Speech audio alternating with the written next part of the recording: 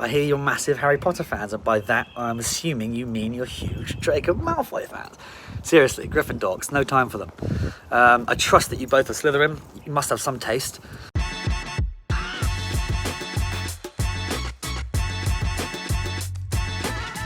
Hello, Harry Potter Society. Best part of playing Fred in the Harry Potter films, we got to play the pranksters, so we were able to get away with a lot of things. If we were even messing around, we could even say that we're in character, we're method actors, so that was a good excuse. So, well, it seems to me that you'll be getting a letter from dear Professor Dumbledore, or Albus, as I call him, inviting you to come here to study herbology and defence against the dark arts and all those good things. And you can play Quidditch too. You can borrow my broom if you fancy it. I do hear that you're a big fan of Ginny, so that makes me very honoured to hear. I really loved playing her. I think she was such a strong-willed woman, and I loved that she played Quidditch and that she stood up for herself and she wasn't afraid to be herself. So I think we can definitely get some inspiration from that. I'm the Death Eater in Deathly Hallows 1 who stops the Hogwarts Express. Remember the scene? Starts off with Neville, but cameras sees Neville through the train window like this. And he looks out the train window, a bit nervous. And it cuts to ahead of the train hurtling towards the camera, and two Death Eater plumes cross, and then you cut to... Did you know that this tent is only for champions and friends? Are you a friend or a champion? I hope you're not one of Rita Skeeter's. What's my favourite line of the whole movie's filming? It would have to be something which I adhere to quite often, which is mischief managed. Dark, shadowy figure on the track raises his arm. You've got to imagine a black flowing cape as well on the train track in Hogwarts, which is Scotland, and I raise my arm. No magic, steam train coming towards me. So that's me. And just to let you know, we did that for real. There's no CGI. And although you can't tell because there's never a shot of me and the train. I played the young Snape, so Snape when he was just a little boy in the last Harry Potter film, Deathly Hallows Part 2. I wandered out from underneath a tree and met Harry's mum, although she wasn't Harry's mum then, we'd sort of gone back in time. Had a lot longer hair then, I had extensions glued to my face, and I had brown contact lenses to change the colour of my eyes. So fair enough if you don't recognise me. I was on that train, stopping the train, because I'd been sent by Voldemort to kidnap Luna Lovegood so that we could blackmail her pesky father. Yes, 'twas I who kidnapped Luna Lovegood, the secret Death Eater. That's why I have no character name, because I'm an assassin Death Eater, really. I'm the guy you send in when it's something bad to be done. Apparently you're a big Luna Lovegood fan as well, and to that I say fantastic. She is brilliant. I think what Luna really embraces is diversity, acknowledging and loving the fact that people are different. Do you know, I'll have to admit something. I've never seen a Harry Potter film all the way through. I've only seen the two that I've been in, number 2 and number 8, and I fell asleep in both of them. And I've never read a Harry Potter book. But I'm very happy that I'm in something that gives people pleasure. Now, that all makes me think that you would be a very great addition to the Durmstrang. What do you think? My favourite memory from Harry Potter was definitely when Maggie Smith broke the sorting hat on the first day of set. It was really funny and we all had a laugh and we did not expect it to happen. I've lost my wand.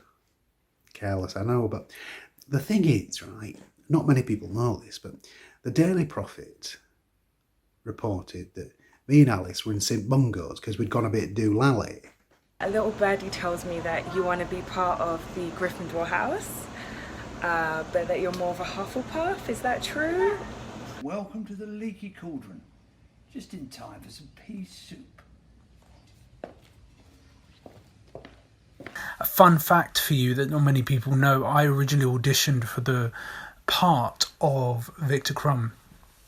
after the various audition processes, the role went to Stan Slavianevsky, who did a great job and is one of my best friends.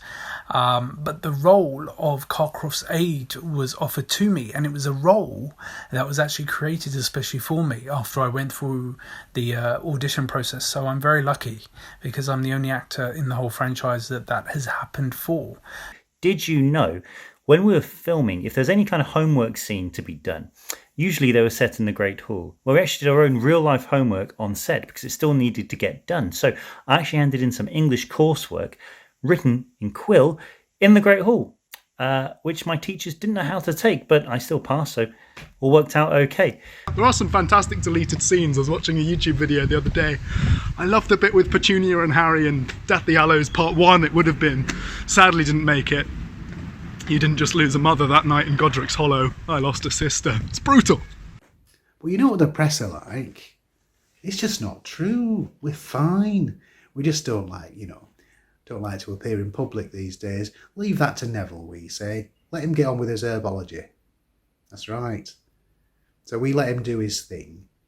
And, well, it's obviously working because he's doing all right, is our boy, isn't he? I have heard that you would like to be in Slytherin House. Well, the fact that you chose Voldemort's wand out of anybody else's, and there's a lot to choose from, is a good indication to me that you would be a very worthy candidate for the Slytherin House. When we were filming the third movie, The Prisoner of Azkaban, you know when Fred and George give Harry the Marauder's map? It's supposed to be set in the wintertime and very cold. Well, we actually filmed that in the middle of summer. So although it looks cold, we were absolutely boiling, especially when they made us wear the jackets and the hats as well. Obviously, I danced with Ron in the Yule Ball. However, he never actually asked me to dance. But that didn't stop me from getting a dance with one of the Durmstrangs. So if you actually look at the final scene of Harry Potter, you can see me at the back dancing with a Durmstrang. And yeah, that's a bit better than dancing with Ron, isn't it? The only reason I'm doing this is because I hear you're a die-hard Draco fan. In fact, I heard you hate Harry Potter. My kind of gal. My kind of gal. As Dumbledore says, happiness can be found in the darkest of times as long as one remembers to put on the light. Percy Weasley from the Harry Potter films, yes, everybody's seventh favourite Weasley child, Hogwarts head boy, and of course Gryffindor school prefect. Yes, it's me, ha ha ha. Myself, Crabbe and Malfoy would welcome you with open arms to Slytherin. And you could happily tag along with us. Though that would not be my decision, that would be up to Malfoy. Because Crabbe and Goyle, we don't really think too much for ourselves. I also hear that you're buying Slytherin merchandise by the bucketful. Thank God someone with some bloody taste. About bloody time, I say. Potter has enough as it is. Oh! What are you doing? What are you doing? You can't see anything. Yeah, that's Willow. She's crazy. All right, we love you too. I'm going to tell you a quick story from when I was on set filming Harry Potter and the Goblet of Fire. Now, of course, we had costumes and they were treating us really, really well on set. So every, so to say, late lunch, they would bring 2 or 3 trays full of cakes and donuts and all sorts of cakey things. So we'd be stuffing ourselves with sweetness, basically. So you can imagine what happened with our weight. We gained a bit of weight, and costumes, costume department wasn't too happy about that in the end. And remember to keep an eye on those staircases because they like to change. See you around. Oh, don't forget the common room password. You know what that is, don't you? It's Caput Draconis. Gotcha. In the movies, when you see Harry and Ginny about to kiss each other, if you notice in the background when George appears and he's trying to be subtle but not be subtle about, basically ruining the mood from his sister kissing his best friend's brother, he did what I suppose every brother would do who's non-confrontational, in terms of just make it really, really awkward. Anyway, in the background, you'll see me coming in, and it's almost really big, exaggerated tiptoes. A Hermione fan, I hate to say, Hermione and I have been divorced now for several years. That's not going to happen. So your dream to marry Draco is still very much on the cards. And the reason for that, my thinking of it was that George is quite this character who's almost doing something for comic effect and trying to be obvious to it. And so I was actually watching a couple of days before Looney Tunes, and I noticed that's how especially Bugs Bunny would do that. So it'd almost be exaggerated, so you know he's tiptoeing around the subject. So that was my thinking behind doing that. Like everyone in the world, especially me and my mum, cried a lot when Dobby died. That is so tragic. I know. I was rewatching the film recently, and it was awful. Like after he saves them all, that knife is so close. It's so close. I've said it so many times, this quote, but I just love it. I think J.K. Rowling's writing for Ginny was just fabulous, and her quote, "Anything is possible if you've got enough nerve," I think is a great quote and idea to bring through to your next year. So keep following your dreams and be brave and warrior like Ginny. I always thought she was quite the warrior. A little secret from filming Harry Potter. So I'll tell you an anecdote about Maggie Smith. So we were in the Great Hall filming a sorting scene. Lily is about to get sorted into Gryffindor, which is a great sadness for Snape.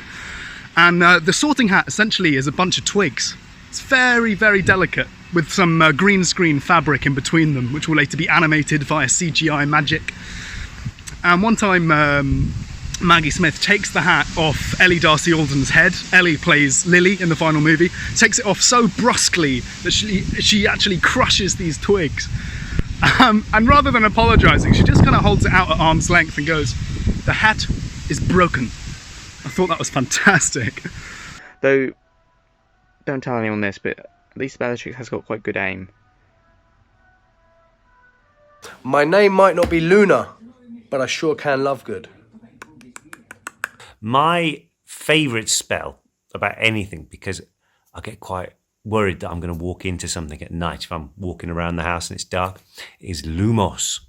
So don't forget, you need to give it a flick and it's all about the wrist work there. Flick and a swish and say Lumos, and then everything lights up. A word of warning, what I do not want to hear is you running amok on the 3rd floor of the building after lights out, creating havoc, and me screaming after you, "Students out of bed, students in the corridor."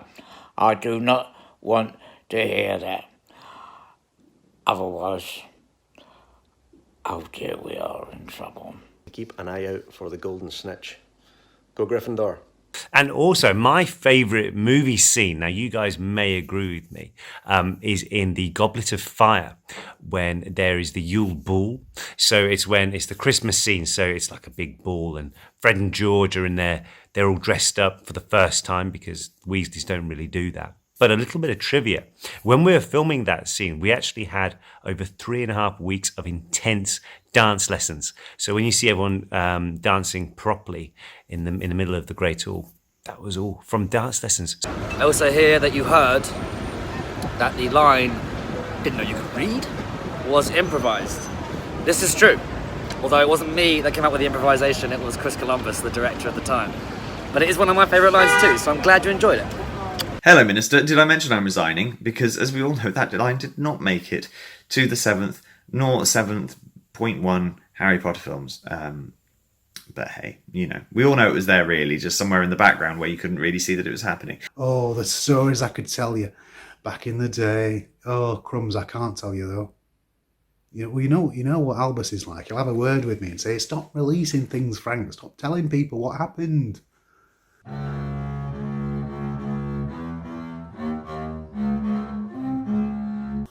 So, until we can meet... I hear that you two need to band together like the Weasley brothers. Now, be careful about that, because we know those Weasley twins got into quite a lot of trouble over the years. So, lots of the brotherly love, lots of that, but much less of the mischief, all right? You heard it here. And I have to say that even though you're a Hufflepuff, I still think you make a fair beater. In between now and then, I suppose if we do get into a bit of mischief, we can always say, mischief managed. I know real magic when I see it.